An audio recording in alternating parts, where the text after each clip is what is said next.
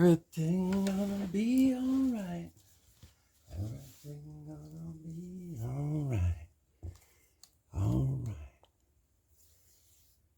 Hello, what it is, greetings. It's November 5th. It's in the morning. Good morning. Hope everybody's well. Welcome to my channel. I'll be that Sequential Geek. This is my modern comic book haul. Comic book haul 69, part 13. That's right. Bunch of comics, 21st century buys. I think this haul, my modern comics, some 90s, a video before this, and then a couple Copper Age comic book hauls before those. And wrapping up a lot of purchasing I've been doing. So this first one right here, to start it off, came out in January 2002 cover date. It's 100 Bullets, issue number 30. Now, Dave Johnson, it's a great name to remember. He did all the covers. And it's stuff like this that brought me back into comics. You know, I've said it before in my vids. I collected, say my first phase was like 1979 to 1989. And that was just, I see it, I like it, I buy it. Didn't really keep up with much as far as writers. I knew the main ones.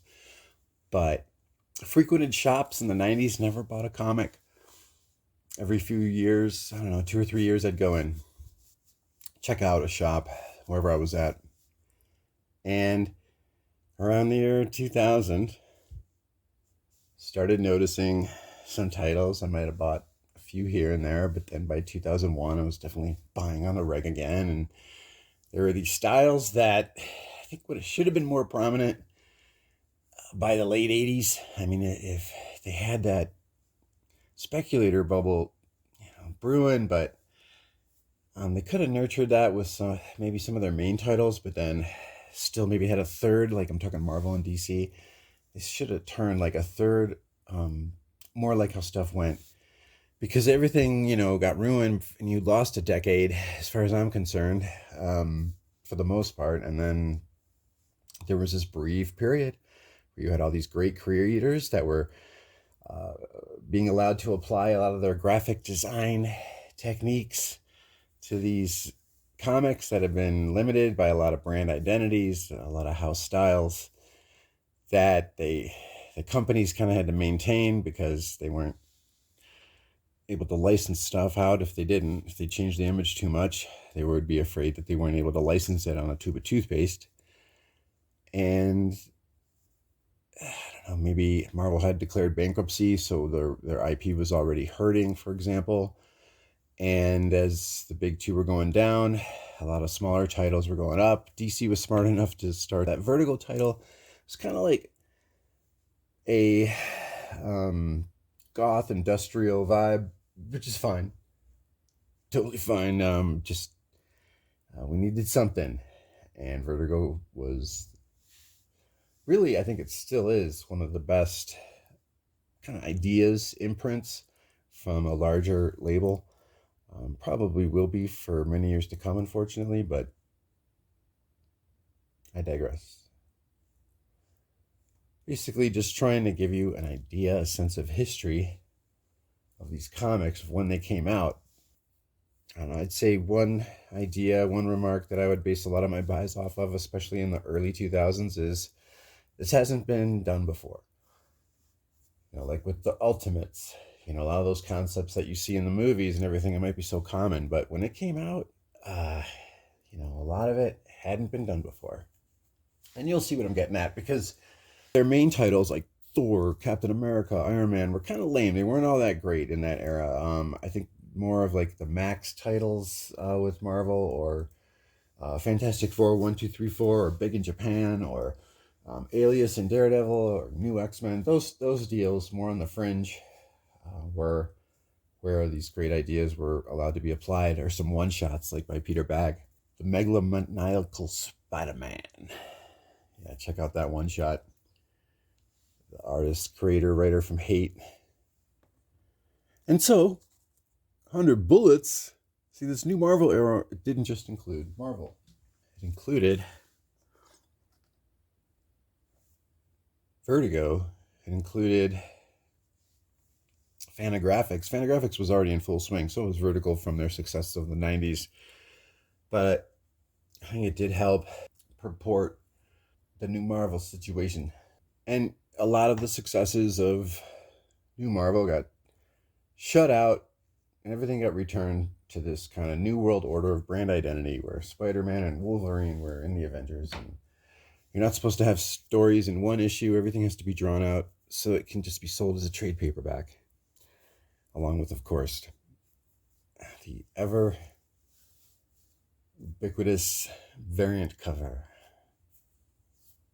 I'm glad that they're toning down their events because look at this. This is 100 Bullets.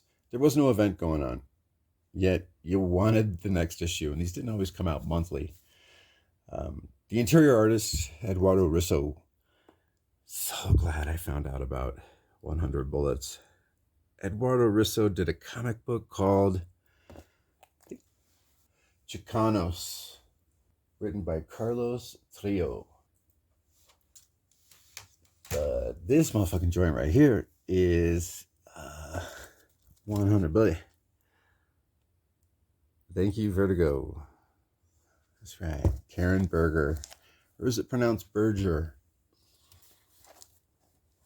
She had an imprint with Dark Horse after she left Vertigo called Berger Books. Shelley Bond went off to IDW and did, is it Black Crown, that imprint? 100 Bullets. These 13 rich families that run the world. They have these, they call them like Minutemen, like a internal assassin, hitman type of agency. They keep all the families in line. If one family starts knocking off members for no reason or disrupts the balance, they're there to make sure that either what process is in place to fix the balance happens or to revenge that assassination so it stops. Things like that. Well, this guy Graves, who runs the Minutemen, or at least used to, he used to, a lot of the Minutemen, they had their minds wiped. You know, as soon as they hear a code word, Croatoa, they will wake up. And all their skills that they didn't know that they had will appear, will manifest. Like Gina Davis. What was that movie she was in? All right, too much digression. Yo, man, if they make a 100 Bullets movie, they gotta have Gina Davis in it. But, God, that would be cool. Tom Hardy, last I heard, many years ago, has been involved with producing 100 Bullets. It was supposed to be a show on HBO. Yo, now that I think about it, we got Zaslav in charge. So they're not going to ruin 100 Bullets. Fuck yeah. Oh, great. It's going to be worth the wait. All right.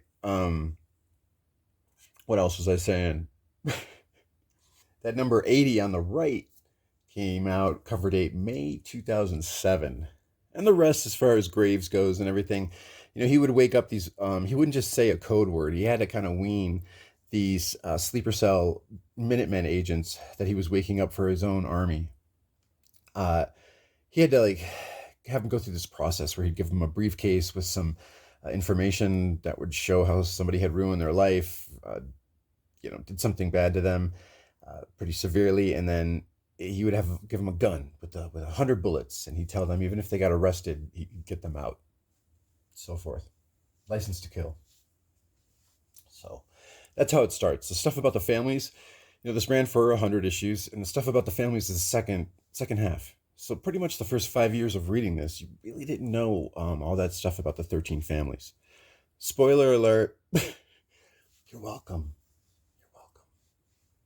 Check out 100 Bullets. Those Dave Johnson covers make you want to spend some money. $3 a piece at Vision Comics and Oddities, 50% off sale.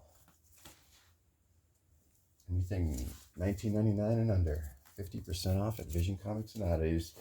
For Halloween weekend, it was that sale. This is a mix of online buys and Your mom. All right, Spawn, The Dark Ages, 18, newsstand, September 2000. This is written by Steve Niles, and the interior art is by Nat Jones. Nat Jones, for example, he did those B covers that were for Death Dealer that Image did. Like, I don't know when those came out, 20 years ago or some shit. Auf jeden Fall. Spawn, The Dark Ages, number 18, newsstand. Look at that. Ashley Wood cover. I did not know that that was Ashley Wood. I actually thought that was, what's that guy's name who was doing the covers for Swamp Thing this past summer? Liam Sharp. He did the cover for Swamp Thing 12 that I displayed in, I don't know, 4 halls ago, some shit like that. All right, let's get on with it. That lovely Death Dealer-esque cover. Spawn, Dark Ages, number 18. You see what I'm saying? You see this little renaissance that's just been percolating, little things here and there throughout the 90s. So yeah, the 90s weren't all bad. Things started coming to fruition. Marvel was working on this loan that they were going to get from Merrill Lynch. It was a combination. I forgot the other company. It might have had some shit to do with Avalon, but Merrill Lynch had some, controversy going on with them because of the dot-com bomb that happened around 2000, 2001. And then they end up giving Marvel a loan around 2006, 2000, yeah, around that era. And that allowed Marvel to buy a studio. They set up to create their own studio, Marvel Studios. Everybody was reading about it on all these, fan sites, and everybody was speculating, like, okay, wow, Marvel's going to actually produce their own Iron Man movie? Like, that's going to be off the hook, because it's the creators that are going to be directly involved with advising on how the movie could be made. And, like Joe Quesada and Mark Millar, and I think maybe Grant Morrison, speaking of which, they were allowed to meet the writers of these movies, the first 3 movies, Iron Man, Incredible Hulk, Captain America, give them advice on how to set up a foundation for creating interconnected movies with these character stories highly based on source material. They were there to make sure that the source material would stay in effect. But right now, all right, yeah, we're still talking about New Marvel era. This was the fucking shit. This is my jam. This was, boom. When this came out, I'm like, I'm buying this on a regular basis. Fuck yeah. Bait and switch, though, with Frank Quitely. But I kept changing up the artists. And Joe Quesada would joke about that later on. He'd go, we're trying to get old-time readers back, and we're going to set people up with these great artists and then switch them. It's an old trick that they would do, he would say. Whatever, Quesada. Too much pride in being a huckster with that cat. Yeah, you'll see what I'm saying later on. Civil War: The Return did not break the internet in half. That was the beginning of the end.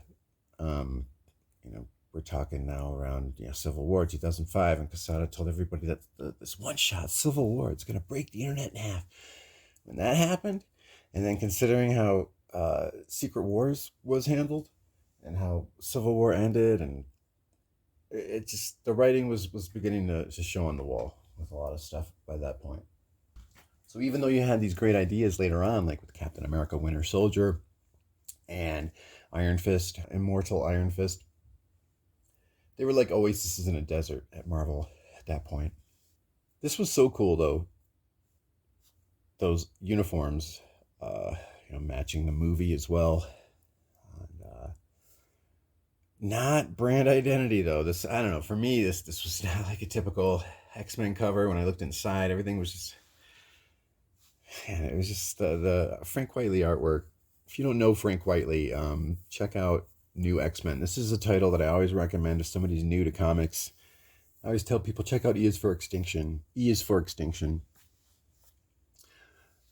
Such a great lead-in. He wrote, Grant Morrison wrote from issues 114 to like 156, I believe. And Frank Quitely did most of the artwork for, I think, like the first couple years, but then it started getting switched back and forth from like Igor Corday and Ethan Van Sciver. So check it out. Both of those I got from the same seller. That's $36. Includes shipping. All these prices are going to include shipping for both of those altogether. So, yeah, was that $18 a piece? Nice high grade newsstands. Oh, by the way, first appearances Cassandra Nova, The Wild Sentinel, Ugly John, and Donald Trask. Are the last two issues of this 4-issue run.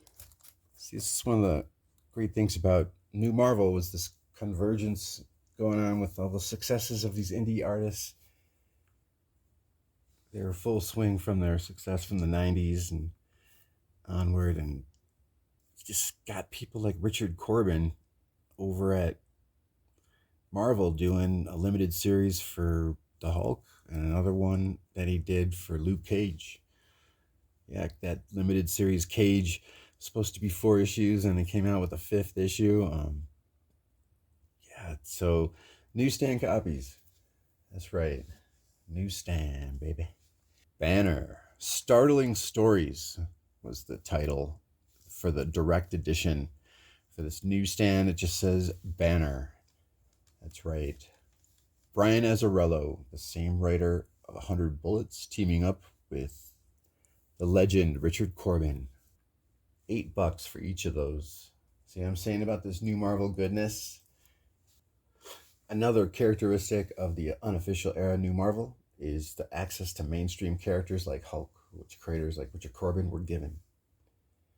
Seriously, I dreamt that this is the direction that Marvel would finally go. Some profound combination of indie and mainstream wonder. You feel me? New Marvel, short-lived, of course. I think it was a result, at least over at Marvel. It was mainly with Marvel, but it was that combination of Buckley, Bill Jimas, Joe Quesada. Because when Jimas left, and then Buckley knew that they were going to be setting themselves up for the Disney buyout. But they fired Bill Jimas. I heard he was a real tool around the office. Like pretend that he knew karate or some shit, and try and like put just people trying to do their jobs in like headlocks, or like trying to pretend kick them, or be like, wait, get out of hand or stuff. Crazy, zany, stupid shit. So after Bill Jimas left, is my point, is that Joe Quesada was like, man, I gotta think of something to do. And he kept saying, like in these interviews, I think it was Cup of Joe when it first started on Newsarama, he would always say, I would just throw it at the wall and see what sticks. And I'm thinking, this guy is the editor-in-chief, and he's saying throw it at the wall and see what sticks. That is like, don't you have to have, I mean, would you say that in an interview? Wouldn't you be like, no, I've got this framework set up, and this is the style that I like to grow, and I'm going to start this new imprint, and I'm going to throw it at the wall and see what sticks. Yeah, that's what you do if you even bother to care when you have a YouTube channel. This guy's the EIC of Marvel. See what I'm saying? Like Marvel had just declared bankruptcy, so they were hiring people on the cheap that had some really good experience, but not a lot of large enterprise level experience.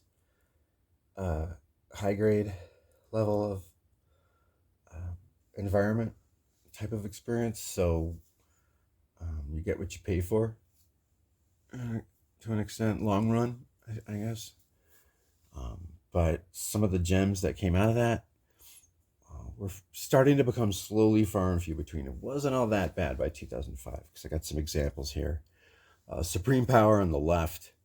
Love that title. I wanted that to start to take over the mainstream Marvel titles like Iron Man, Thor, Captain America. This is before Disassembled, pretty much, or just like right when that was going on. which is why they created Avengers Disassembled.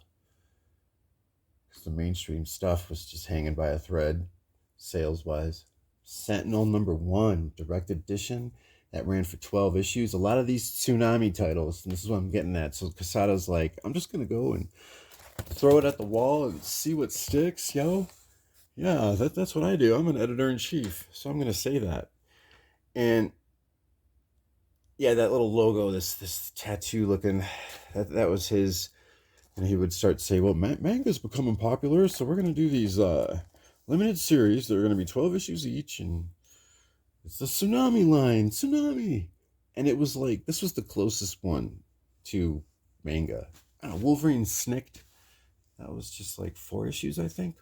See, that was very short-lived. Damn. Wolverine Snicked was pretty sweet. The artwork. But as far as manga, yeah, this was probably the closest. This one and Snicked, because Namor wasn't really the Mystique title. I think they had a New Mutants Tsunami title. So Runaways was part of that. Runaways wasn't really manga, sorry. But yeah, it was a great story. Regardless.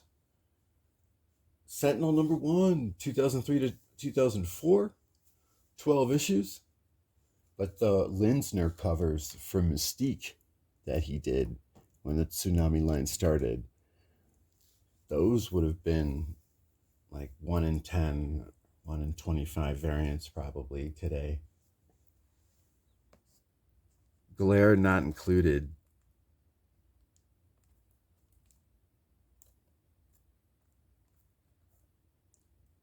Supreme Power #4. That's right, direct edition. He's such a cool anti-hero. Whenever I see a high-grade copy of that, especially with that black cover, no color-breaking spine ticks. You know, Second and Charles, what is this? $2. I was talking to the guy at Second and Charles that was doing the comic book inventory. I got there early, a couple weeks ago. You know, he would point out how the date on these comics, okay, this one's 2022, but I'll keep an eye out. So does that. But he was pulling them out randomly. 2003, 2011. He was saying how their real estate that they're allocating for comics at Second and Charles is decreasing, and they're not buying new comics at Second and Charles. They're trying to get rid of what they already have. This is at least for the Denver area. If anybody has noticed any of the dates on your Second and Charles issues, keep going farther and farther back while the amount of comics is decreasing, hit me up with some feedback on that. Yeah, I just love the way that this character was written, especially in the follow-up Supreme Power series that came after this. So this is Nighthawk's first appearance, the Supreme Power version.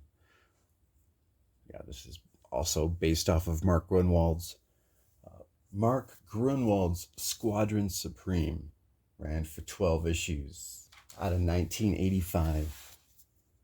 That's the main influence for the Supreme Power stories. It's like a modern day reboot of that story, essentially. And once again, this is what was going on around that New Marvel era, was like a modernization, a rebooting, supposedly called like a 21st century, early 21st century take on these comics, on these comic brands that needed it. Once again, this is where comics should have taken off by 1990, instead of working the spec bubble saying first issue or look, another mutant, stuff like that. Yeah, you start calling variant covers mutants, or like mutations, right? It's like a comic book mutation. It's a new strand of collecting. Let's give props where props is due. Gary Frank artwork. Kind of hard to admire it as much with that cover all black, but Gary Frank.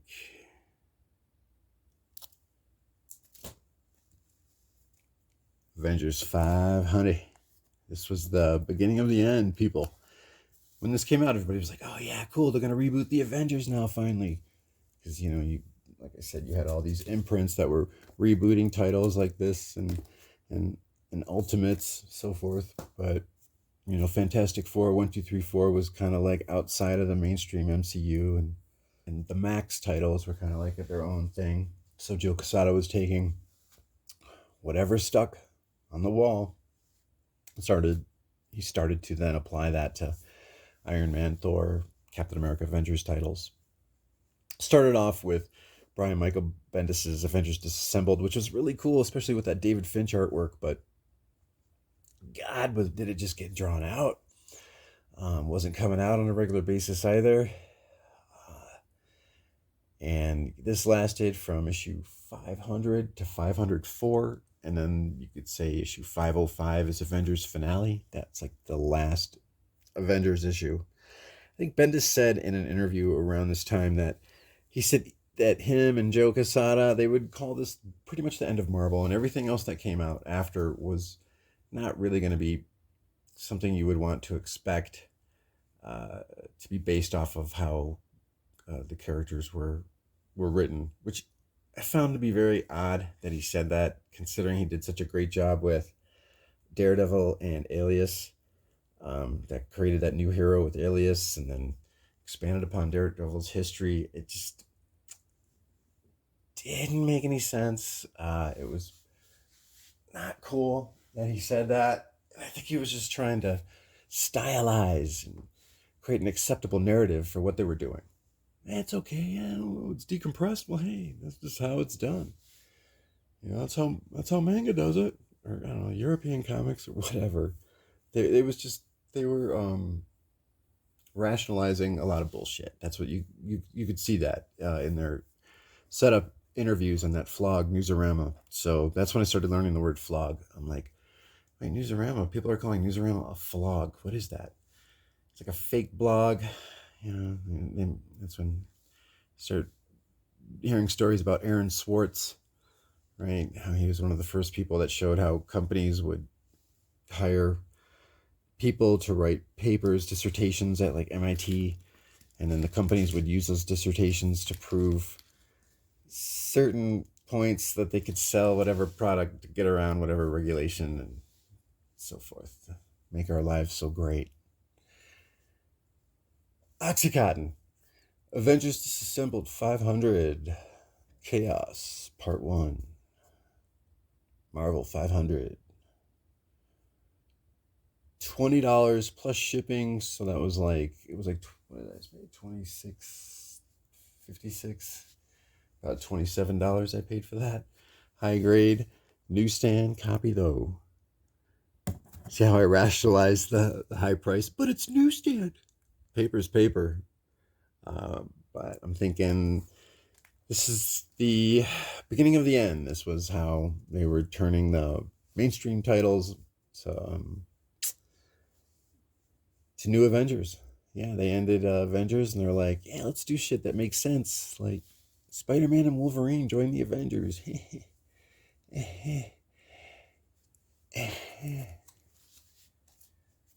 Hawkeye died a few issues after this. I was like, no. The way he went out was cool, right? Because he had already gotten annihilated in House of M. So yeah, this was the beginning of House of M. This was Scarlet Witch. She was beginning to lose her mind. Nobody quite knew why. Chaos, and it was the beginning of House of M, which was like, oh hey, this was successful. We had House of M, and kind of like with Inferno in the 1980s, or Atlantis Attacks, where they were starting to connect other titles with certain story arc events that would be only with the X-Men or with the Avengers, and they'd have them affect one or two issues at that same time of other Marvel titles. So then they did that with House of M, and then boom, the event was born. So this, you can think of the beginning of it all with this, that created House of M, and then the event, and then fuck you fans, and then variant covers, and then getting preached at by pseudo activists, and then God, I can't wait for I guess the whole staff at Marvel needs to get fired, and they just need to hire people from India, right? I mean, if they can just change the staff that fast to some political agenda people, then why can't they just change the staff that fast and then just, I mean, shit, at this point, let's just put in people from Asia, right? They're the biggest market. Everything that we buy here is going to be products that are for people from Asia anyway. So, um, people that I've communicated with from India, shout out to, oh man, what's that cat's name? Shit.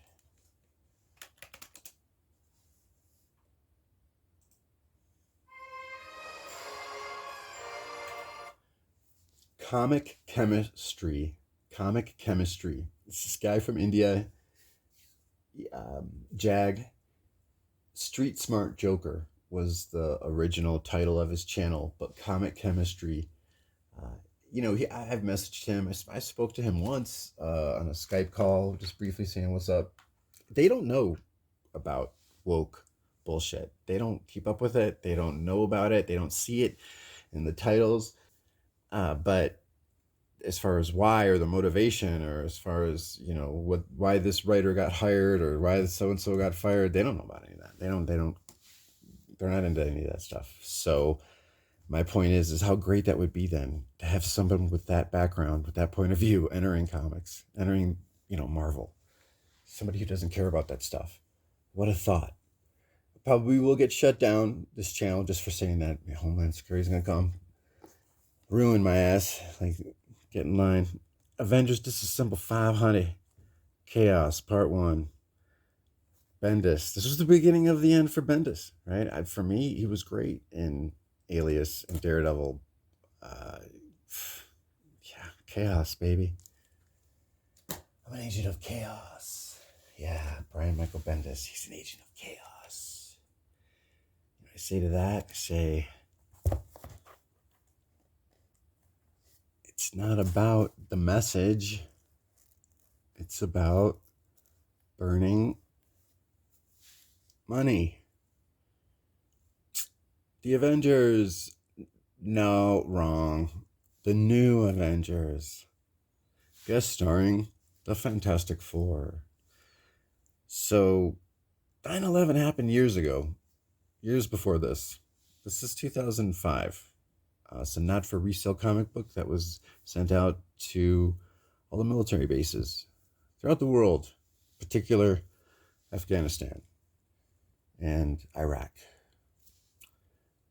America supports you. I think they lied at the time when, looking at how things are run today, when they said that this comic book was only available on bases, because I went to the Motor City Comic Con in 2005. That was the first one I went to, by the way.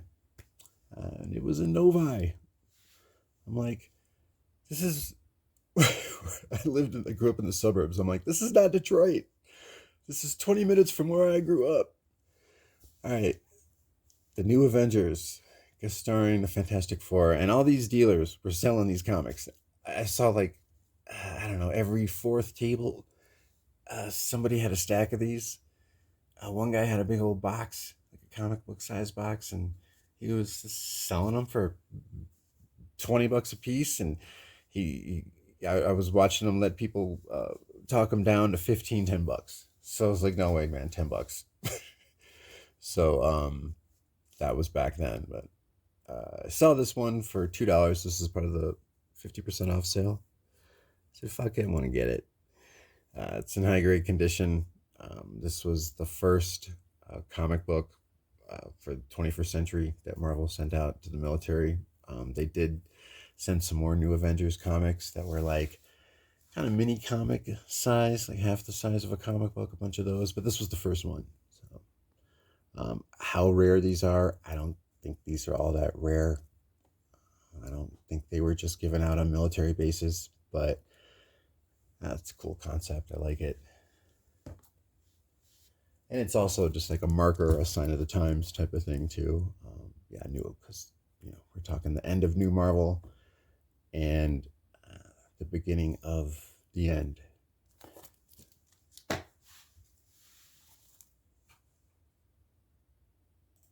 One thing I'd like to mention that was cool at the beginning of Bendis's Avengers Disassembled, and how they were leading up to Civil War, which Bendis was talking about how that's going to lead up to the Secret War with the Skrulls. They didn't say Secret War, they said something with the Kree-Skrull War. The Kree-Skrull War. And I just thought it was cool how Bendis was trying to reinvest in past stories. He was doing some reinvestment in modern story arcs, showing continuity, is my point. Short scale, short-term continuity, and taking stories from previous decades, combining them into this Illuminati. So this is a reprint of the Avengers Illuminati limited series. This is the first 2 issues. This came out a few years later, I think in like 2007. Really cool story. It was just about how, kind of like how, you got the new Avengers. The story arc ended, and then they rebooted the Avengers with new Avengers. During that, to set up kind of a backstory too for the decision making that led into Civil War. You had these groupings of the magic and science and mutants and water. Most of the Earth is covered in water, so you got Namor, and then the Inhumans, protectors of Earth, supposedly, even though they're never around. I don't know what the deal is. They should have a limited series to explain that. So they all got together and told the Skrulls, you mess with Earth again. This is at the end of the Kree-Skrull War. Like, we're coming at you proactively. We're not just going to sit orbiting this sun waiting for stuff to happen and to hit Earth all the time. So this was like a story about how in the past, in the 70s, this occurred. So it's a cool story. This was great stuff, That's why it was so misleading. More bait and switch, because you could see Bendis, Quesada, they got skill. They're able to design a story, more than once, consistently. They're able to reinvest into the history of these characters, building upon the continuity of Marvel, decades old. So it's not rocket science. It's not like it can't be done. There's too many excuses that people make for the state of things, and it can be done. But it was bait and switch because, you got the Disney buyout. They sold out to Disney by 2008. So while they were doing all this was like a culmination, really, with Secret War, Civil War, House of M. That was just like a culmination of these little things that were percolating throughout New Marvel. And then by 2005, they were creating these events, kind of culminating a lot of small ideas together. And then Disney buyout. And then all that great stuff had no future shock, no future value. It's a shame. And a shame. Thank you so much for staying with me this long in my haul. Let's get it moving, shall we? We got a newsstand edition and a direct edition. Newsstand's got a crease on this cover, but let me show you the other cover. It says Marvel Tales out of 2005. I open this thing.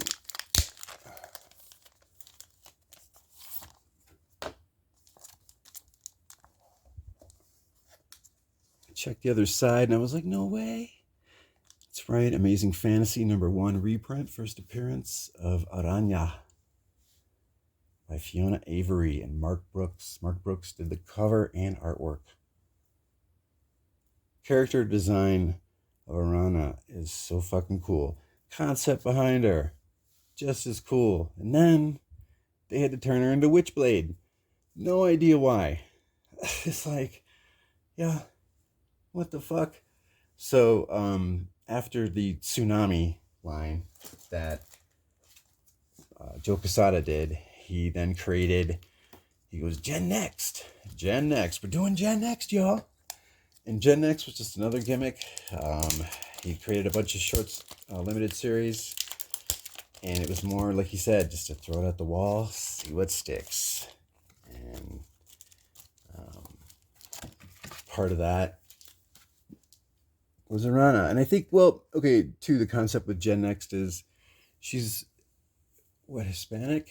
The concept behind Gen Next is next generation. So she's Hispanic, right? Latina superhero. That was his point with this.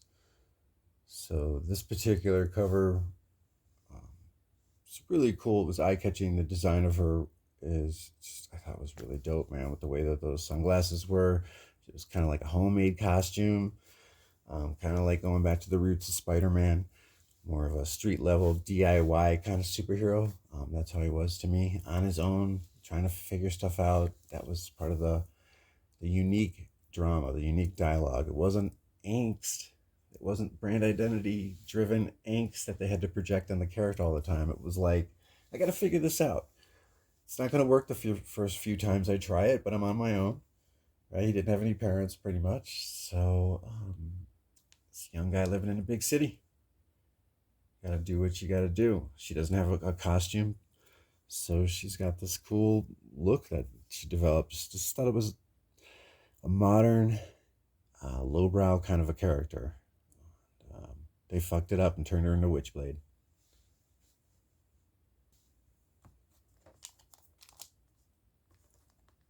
So the Amazing Fantasy reprint is originally from August 2004. Amazing Spider-Man, issue 30. That's a reprint from June 2001. J. Scott Campbell cover. Story by J. Michael Straczynski. Some new Marvel goodness right here. This was they were rebooting Spider-Man. Yeah, so at least, yeah, you know, this was one of the mainstream new Marvel titles that was slowly getting better. So too with Incredible Hulk. Bruce Jones was writing Incredible Hulk during that time. And that's, you know, the stories with the Bruce Jones Incredible Hulk's comic book. It's what influenced the Edward Norton Incredible Hulk movie. See what I'm saying? The significance with New Marvel. They had low print runs in that era with some significant creative work going on. Shout out to 666. Yo, you know, in my AOK, I sent you the original issue that this is based off of. And then when I saw this, online, I was like, that's cool. It's like a Marvel Heroes reprint of it. I want that cover back. So I'm like, not from you, I'm just saying, like, to myself, I'm like, oh, I like that cover. Yeah, because I already got doubles of the original issue of this, so it's not like it was a big deal. But when I saw this, it was like, oh yeah, this is a cool reprint. Definitely. So cool Bendis storyline. When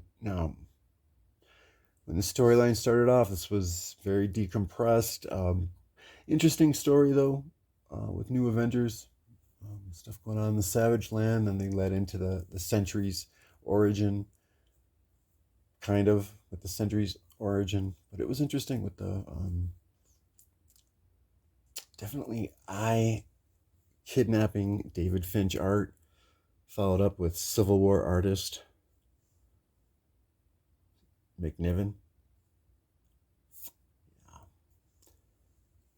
New Avengers number 4 reprint, and then this is the first appearance of Ronan. New Avengers 11. Let's see what the other side is on these. Both of them newsstand. So Marvel Tales, these reprints with these flip magazines, they came out pretty much the same year that the original issue was published. Okay, it's Captain America story arc, Winter Soldier reprints, which meant Winter Soldier came out in 2005. So this was like an oasis in a desert when Winter Soldier came out, because then you're watching Marvel degrading the quality of stuff, slowly becoming more decompressed. Weird arcs that didn't really make sense, but they're doing it more for the Disney buyout. They got to get that cross-brand identity recognition with Spider-Man and Wolverine joining the Avengers, and if that's their headline, then everybody can associate those characters for licensing with each other. It helps them expand the options for licensing. Yay, great, at our expense. So there's another aspect of Marvel that isn't woke, that was just getting lame, but then eventually the woke fools took over. And it would be just as bad if it was conservative extremists that took over Marvel. Could you imagine if Marvel heroes were all about having a gut, a gun, a baby's mama, hating people that don't play sports, that don't have a truck, right? Talking about how this and that about certain types of people. And you just got to be like, what the fuck just happened to Marvel? So it's the same thing. I'm not trying to favor a political side, is my point. I'm favoring quality storytelling, like Ed Brubaker writing and Steve Epting doing the art on Winter Soldier. Yeah, I don't think that this should be a rare occurrence with Marvel. I think that Marvel being around for over 60 years at this point, they should be able to take all that money from the merchandising and the movies and so forth and subsidize most of their titles to be quality combination of writer artist. And that's another thing too that happened during New Marvel. It was both the writer and the artist that was leading the story. It wasn't some editor, or it wasn't one particular writer, it wasn't a bunch of variant covers. It was a combination of both the writer and the artist being given respect. To move forward here, these Captain America titles, you know, these quality stories becoming far and few between by 2005. But my man Finch here, down really nice Jessica Drew. You know it. Let's do this one upside down. No. Finch. David Finch. All right then. Those were $6 each. And these were $12 for both of these together. The seller decided to just put them in the same bag. All right, that's what we do.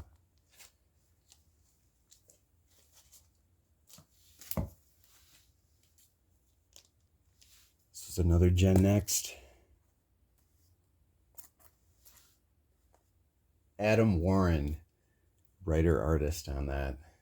Rick Mays doing the inks, but this is a real fast-paced, fun, kick-ass stories. Each one of these characters is a robot, some type of android from some particular faction of Marvel. Like this guy's from AIM, obviously. One of these is like a life model decoy out of S.H.I.E.L.D. You know, this is something I got to reread.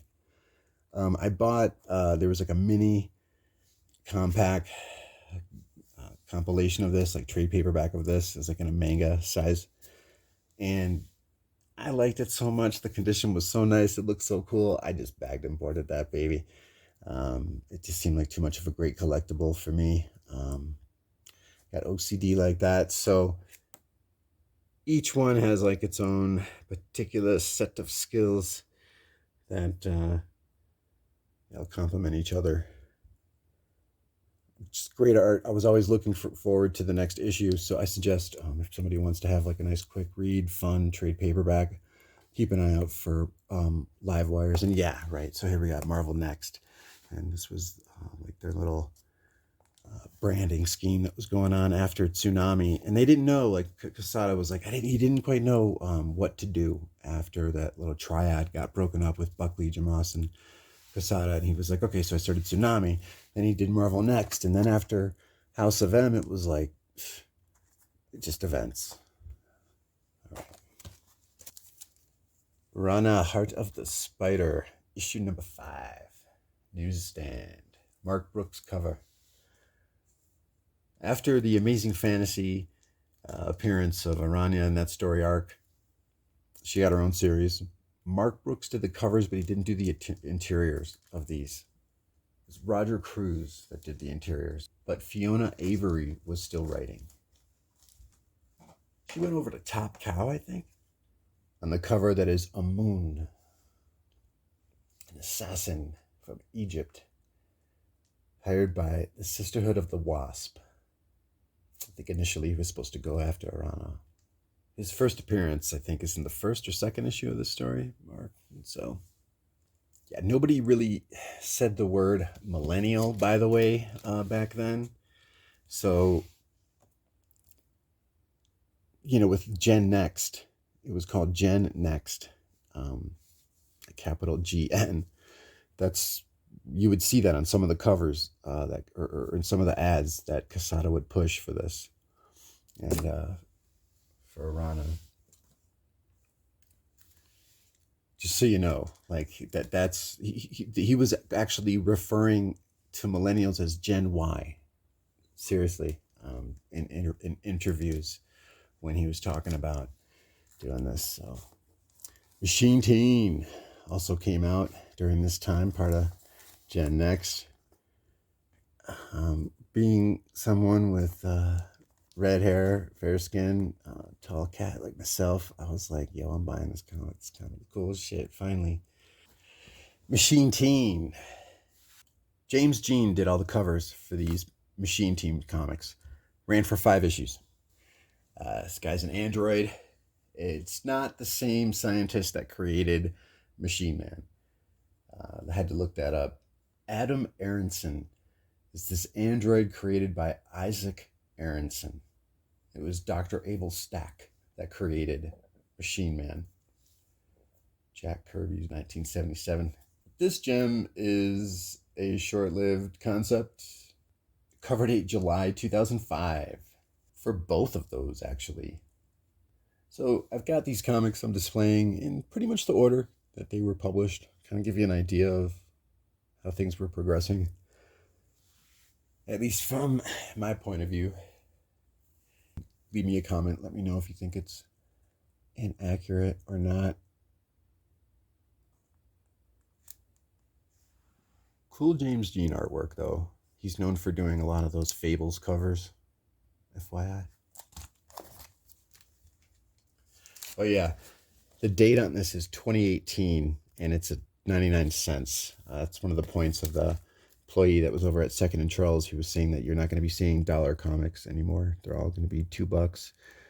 This is from 2021. It's already like $2. Oh, shout out to Big Elbow. That's right. Reprints, buddy. Keep an eye out for these Marvel heroes, will you? Young Avengers reprints. Yeah, these Marvel heroes flip mags came out. The reprints came out the same year that the original comic was. So this is Marvel Flip Mags issues 16 and 17, November and December 2006. Reprinted June and July's Young Avengers. It's Young Avengers issue 3 reprinted and Young Avengers issue 4. Yeah, $2.50 each. White stickers are from Vision Comics and Oddities. So you see that. It's from Halloween. It's, 50% off weekend sale. Let's see what's on the other side. Okay, cool. Some Steve McNiven artwork. I like Steve McNiven.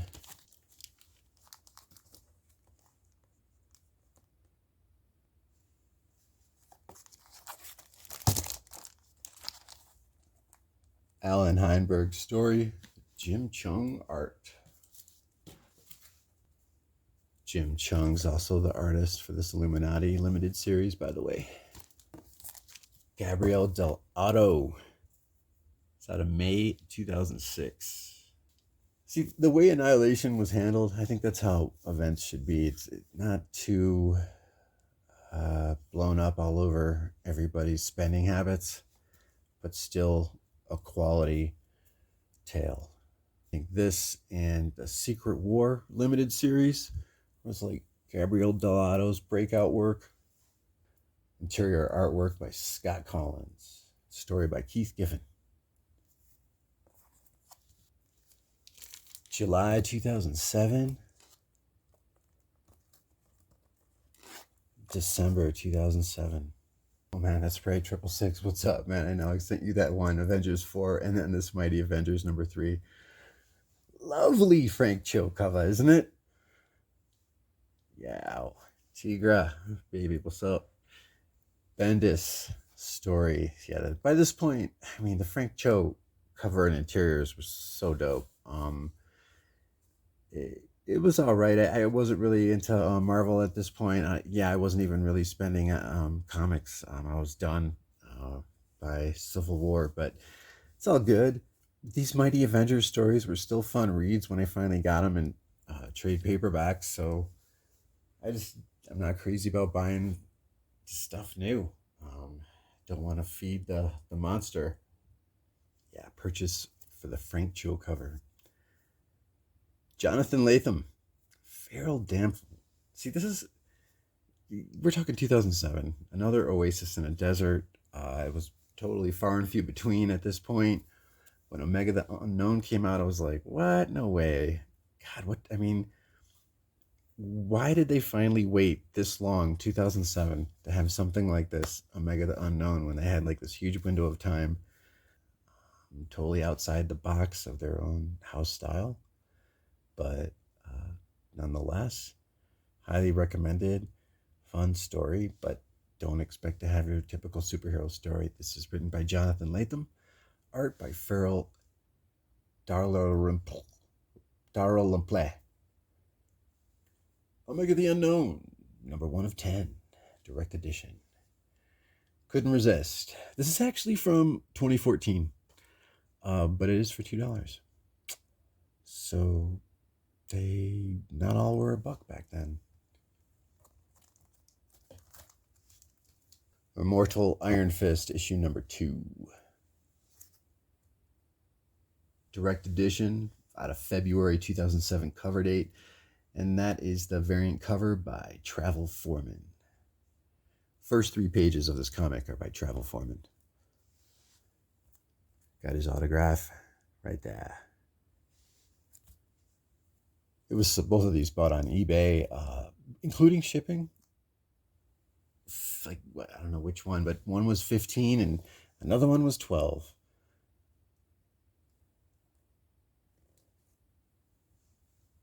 First appearance of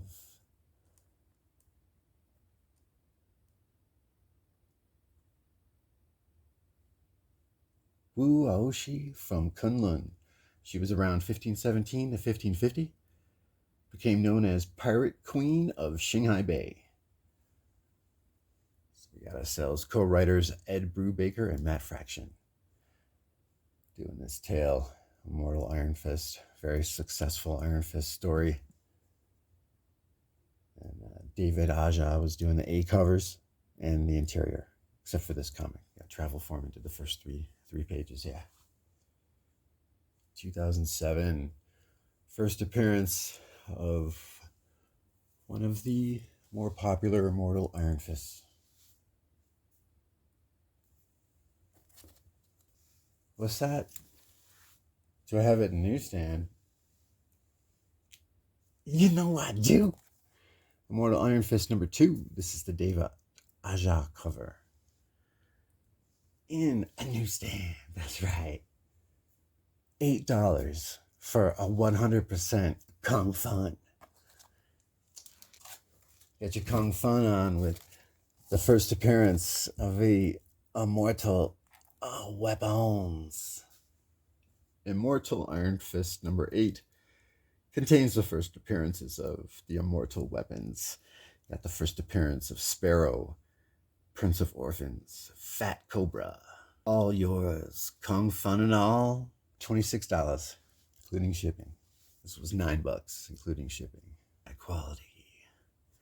Newsstands. Now, what do we got? Told you how much I paid for this. Oh, we got some schmutz. Oh no. Some dents, not color breaking. Not color breaking. Those two are though. Backs, yeah, of course the back's always fine. I'm happy. You know why? Because when you put it in a plastic bag, it looks just fine. It looks just right. And if you squint and you stand maybe like 10 more feet away, perfect. Worth it. This one got schmutz. Oh, this one's got schmutz too. Oh, what I pay? Oh, this one's got the schmutz too. Oh no. Right here. Is that part of the production? Because the other one had it. I don't know. Spine looks good though. Let's see some of that David Aja art inside now that I got it opened. A little random opening right here. Yeah, see what I'm saying? Go get yourself the trade of this Immortal Iron Fist.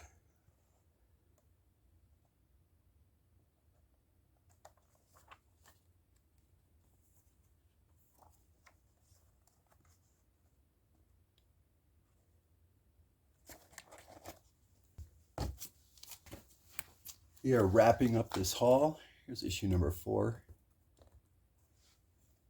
out of May 2007. Newsstand with no schmutz on that cover. Pay for that $9. $9. It's not bad. So, like the last hour and a half of Halloween that night, I did a comic book haul video. Just had the Crow playing in the background off to the side, no lights on. Just you couldn't see my computer, but the light of it was lighting up the comic, and then I had some text off to the side, and it's the same comics in this haul. I just let them sit there a little bit longer with the text next to them, and yeah, got removed. I posted it right at midnight, or I finished the video at midnight, just after midnight, and it was All Saints Day at that point. It's a really cool video. I didn't say anything. It just had the movie playing off to the side in the background, and posted it, and immediately it got blocked for copyright violation. So here I am, 4 days later. I was like, let's do this all. Get this thing down. Look at this Invincible Iron Man.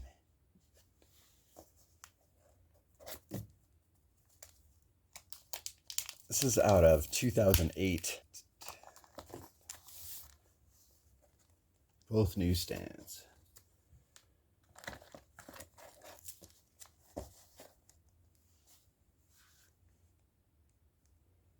Yo, isn't that fucking cool?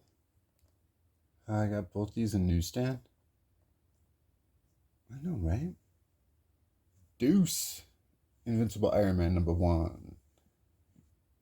$25, and another one was $32. Matt Fraction story. Salvador La Roca interior artwork. These high-grade newsstands right there. Let's not forget this random newsstand buy I saw. Hope's first appearance was X-Men issue 206. Didn't see that online. I mean, I've seen it online in newsstand. Killer, amazing cover. Fucking beautiful artwork. For show. This is X-Men 207. Got that for $9.45 altogether. 2008, David Finch in his prime right here. I mean, he wasted so much time doing that Ultimatum story. It's cool that he at least did these X-Men covers. 2008 gem here. I say gem just because I like the cover, but a lot of the stuff that's going on with the X-Men, they had these internal events, Utopia X and all that. They just seem hard to jump in on and long-winded, and they would always talk about how they're persecuted, and yet they have access to all this high tech and means to travel and feed themselves and do all this great stuff, and it's just it didn't really connect. That those concepts didn't really connect based on how they were being displayed in their actions. So couldn't really get into modern X-Men because of that. But as a newsstand, for something that's just under $10, this cool artwork that's just a couple issues away from Hope's first appearance. I figure it's got some collectible value. It's got some artistic value. I look at this as sort of like a hidden gem. It's a little obscure kind of a work. Just for the cover. This is a cover by simply. So that X23 right there.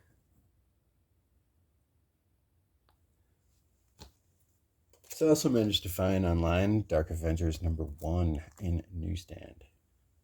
That was pricey. Altogether, that was $52. It's out of March 2009. Mike Deodato Jr. did all the interior pencils and all the A covers for this 16-issue run. Brian Michael Bendis did the writing, except for issues 7 and 8. Matt Fraction scripted with Luke Ross pencils for Dark Avengers issues 7 and 8. That was part of the X-Men Utopia tie-in. Dark Avengers was for $8. Morgan Le Fay cover by Mike Deodato Jr. Including shipping, this was $22. This is such a fucking cool cover. This is one of the coolest covers I've seen come out from Marvel in the longest time.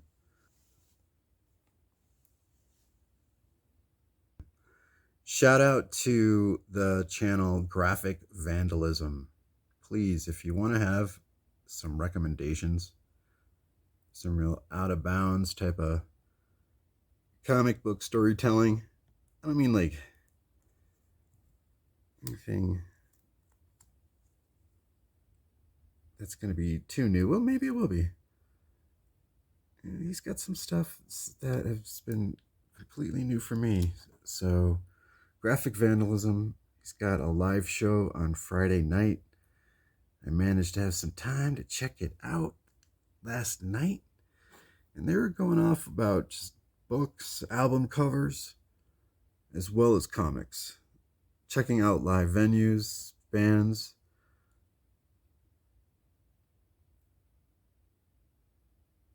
Stop by, see what's up.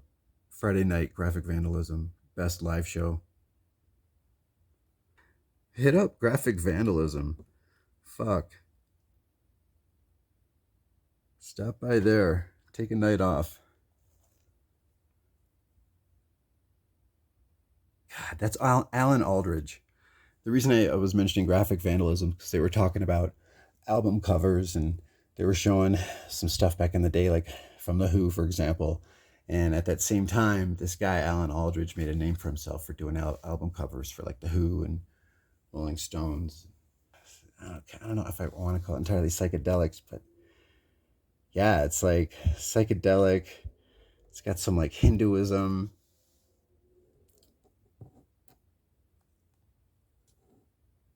This is out of 2010.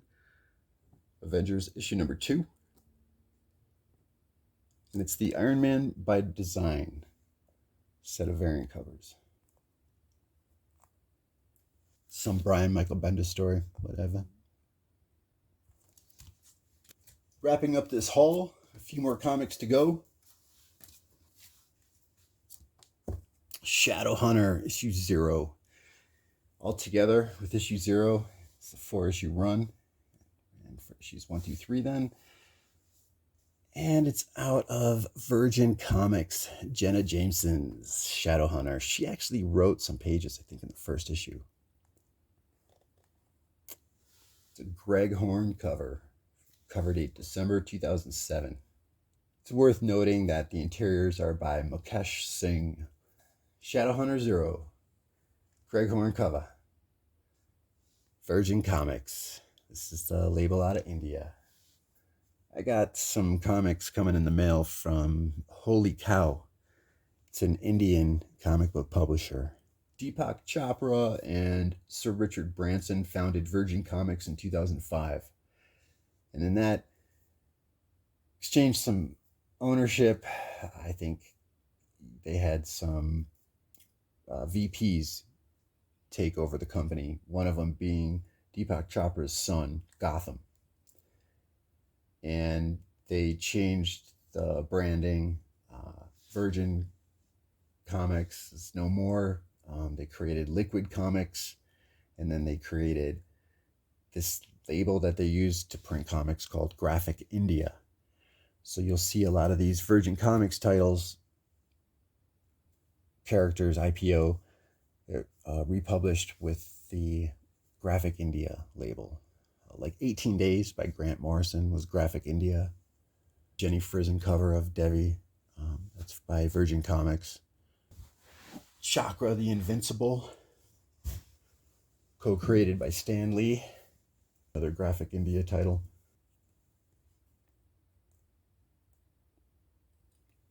Jenna Jameson. Why don't you do more comics for us, girl? Come on. Once Our Land, Volume 1, Issue 1, second printing. Speaking of lands, Godland. Finale. This is Zigalin. Finale. I don't know if you guys understood that. I was just speaking some French there. Yeah. I speak languages. Godland, issue number 37. This is the last issue of Godland. At this point, we're talking cover date December 2013. They were coming out like once or twice a year. It's Joe Casey story, Tom Scioli, the Jack Kirby emulator artwork.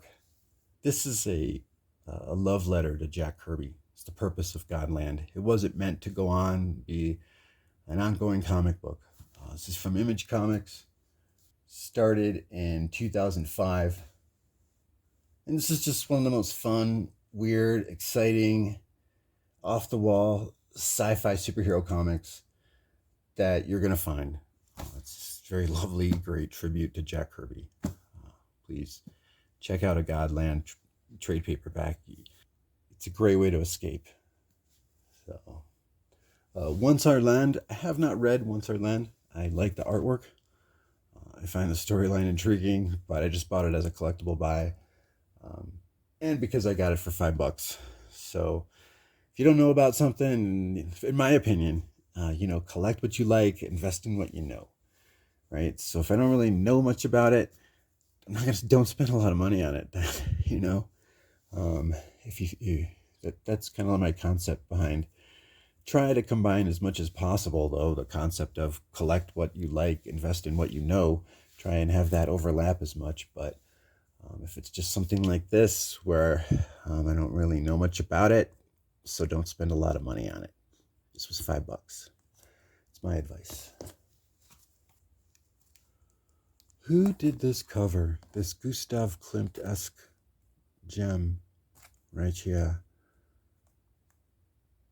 Philadelphia, issue number 2. Hold on.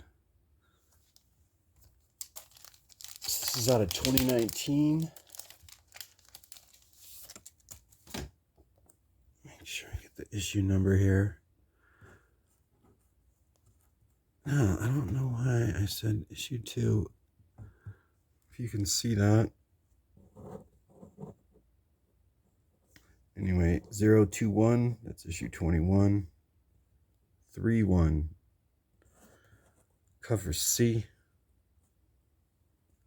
First printing.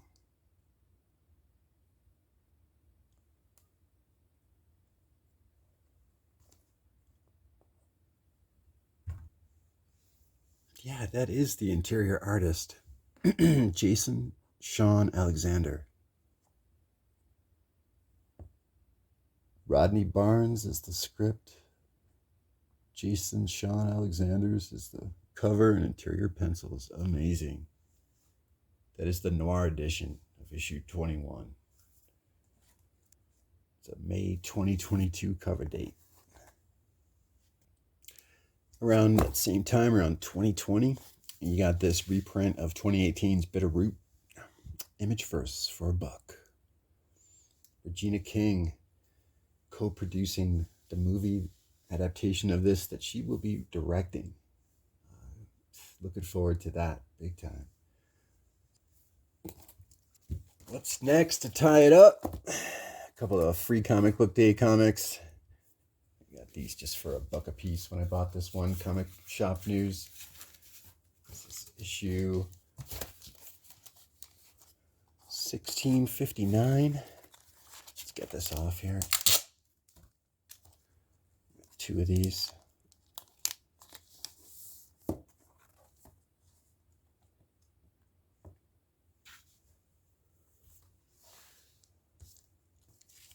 I was never that big of a Usagi Yojimbo fan, but when I got a deal on these, I'm like, all right.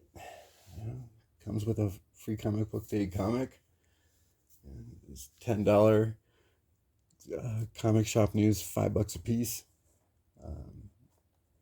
yeah, check it out on eBay. I don't find these easy to find in dollar bins and stuff. I used to find these all the time, like 10, 20 years ago.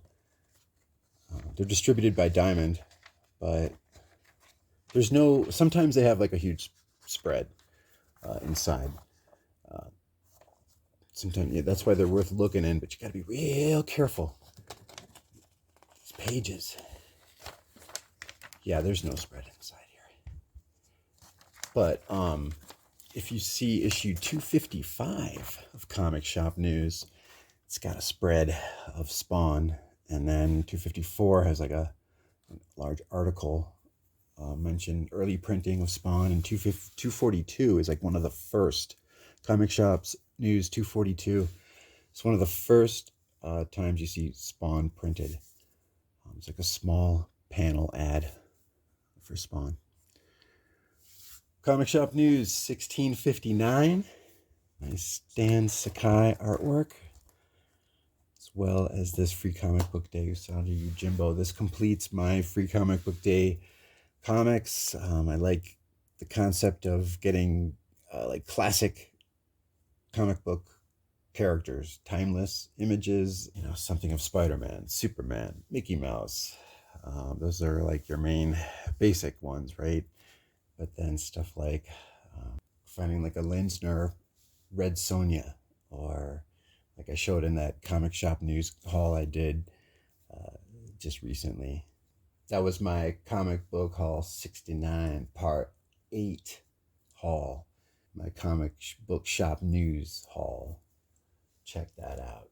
Yeah, I love these Comic Shop News.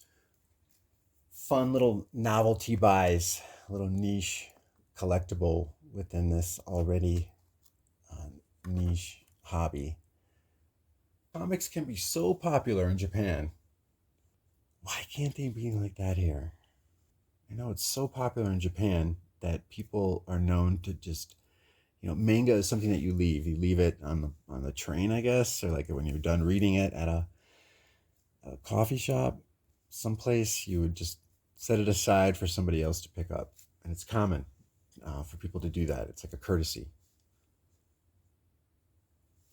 Very interesting how print is not exactly dead in other parts of the country, especially places technologically advanced as Japan. And on that note, let us ponder that and then come back next time.